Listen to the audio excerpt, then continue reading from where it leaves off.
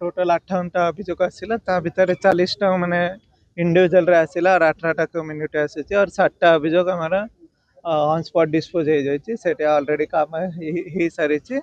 काम आरंभ हो जाई। तो आज हमारा गुड़ाए अभियोग आसीला कि रोड रास्ता विषय रे जो डीएलपीसी मीटिंग रे अप्रूव है कि माने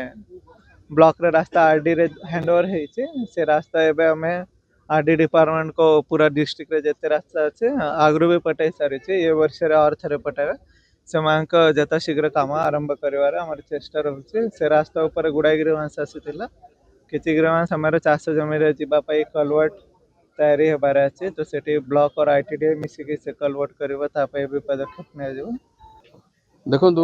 आमर अभियोग कोटपाट था प्रथम कथा हूँ आमर जो मेडिकल अच्छी मेडिकल डॉक्टर ना डॉक्टर अभाव रही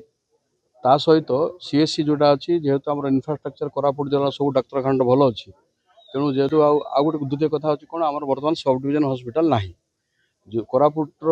जयपुर को जिते मुख्य चिकित्सालय करदे से दिन ठार सब डिविजन हॉस्पिटल कार्यकारी होने तेणु आमर